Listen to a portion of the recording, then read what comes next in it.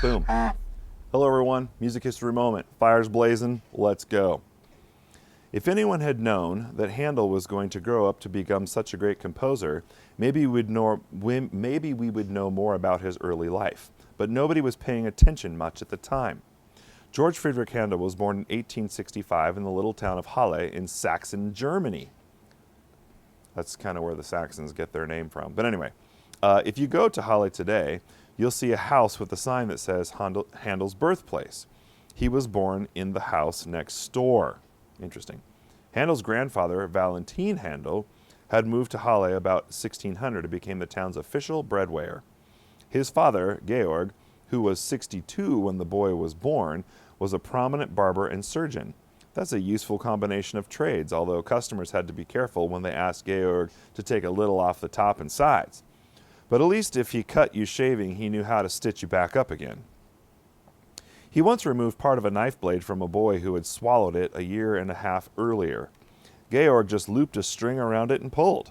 The boy came to be known as Rudolph the Sword Swallower. How about that?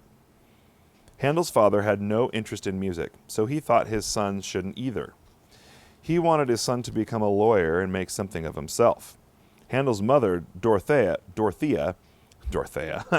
was more tolerant, and the story goes that she smuggled a small, quiet keyboard instrument called a clavichord into the house so the boy could practice late at night in the attic while his father was sleeping. The story sounds too good to be true. If you ask me, Handel probably made it up. One day when he was about 9, Handel went with his father to the place of the Duke, who wanted more curls and a little trim in the back. While Handel's father was busy snipping the boy, he wasn't snipping the boy. While Handel's father was busy snipping, the boy wandered into a chapel where there was an organ. Forgetting his manners, he started to play some of the music he'd been practicing in the attic. Fortunately, the Duke wasn't angry and made Handel's father promise to give the boy music lessons. So he studied organ with a man named Zachau. Handel enrolled at the University of Halle at 17 to study law. His father had died earlier that year, but he went ahead with law anyway, even though his heart wasn't in it. He preferred concertos to any cockdials of the day. Still, it was a thoughtful gesture for the old man. Pretty soon, however, Handel jumped at a chance to become an organist at the Halle Cathedral and left school. He had already filled in many times before for the regular organist, who had often arrived too drunk to play. By 1703, Handel had left Halle for the big city of Hamburg, where he supported himself teaching private students and playing second fiddle in the Opera House Orchestra. He became friends with Johann Mattheson, and the two traveled to Lübeck to meet the great Danish organist Dietrich Buxtehude. He offered them each his job in return for marrying his daughter. They said they'd think about it and then left town in a hurry. Handel and Mattheson also got into a big quarrel once, which they settled by having a rapier duel. It might have been serious when Handel was stabbed, but Mattheson's sword was stopped by a button on Handel's coat. After that, they made up and were friends again, although Handel took to wearing coats with extra large buttons all over. Handel's first 2 operas were produced in Hamburg. They were a moderate success. But Handel knew that if he wanted to make it in big-time opera, Italy was where it was at. He went there in 1706, although it was not all that clear where he got the money to afford it. Handel spent most of 1707 in Rome, even though there wasn't any opera going on. The Pope had banned opera as being offensive and sacrilegious. Even though there was no opera, Handel had a good time anyway.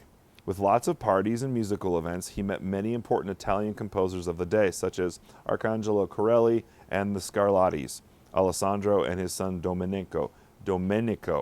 Yes.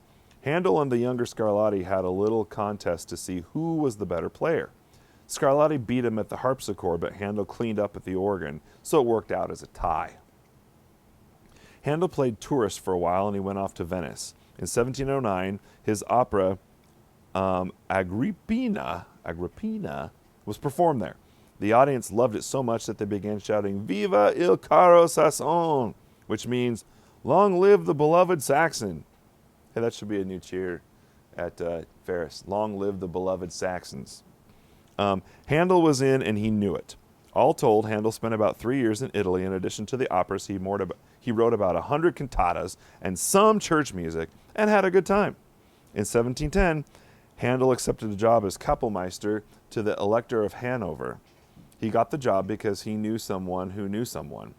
He had only been there a few months when he asked for some time to go off to London. On his way, he passed through Halle and said hi to his mom, who told him to pack clean socks and write home when he got the chance. Handel was an even bigger hit in England than he'd been in Italy. Londoners accepted him with great enthusiasm. They hadn't had any composer to get really excited about since the death of Purcell back in 1695, so Handel came along at just the right time. He composed the opera Rinaldo for his first London visit, and the crowds loved it. Whole chunks of Rinaldo are made up of the music of Handel took from an earlier opera, Agrippina, and some other oratorios, but the audience didn't know that, and Handel wasn't about to tell them.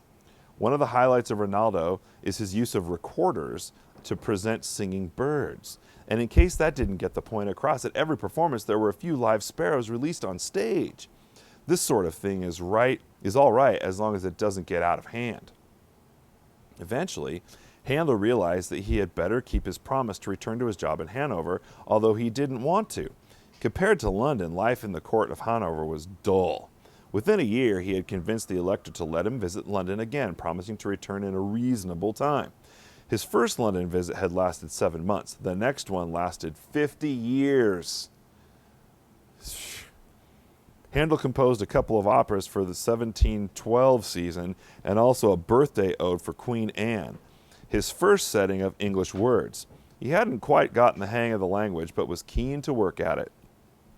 In 1713, Owen McSweeney, manager of the Haymarket Theatre, skipped town with all the money from Handel's opera Teseo, but that put a strain on their relationship.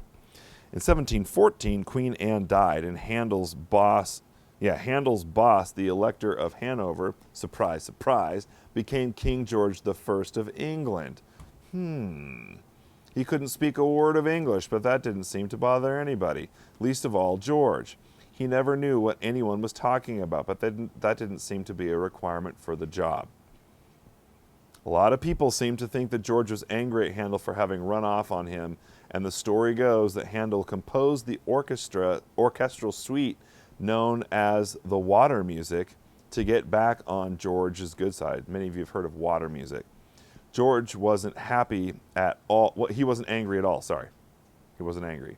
One of the first things he did when he arrived was to give Handel a raise. The king also went to a performance of Handel's opera Rinaldo. He was supposed to be in disguise, but he brought along his favorite mistress, and they chattered in German through the whole performance, so everyone knew who it was. So there you go. We'll finish this up a little right here. There's no doubt that King George enjoyed the water music, which Handel composed for a special royal outing on the Thames. The Thames!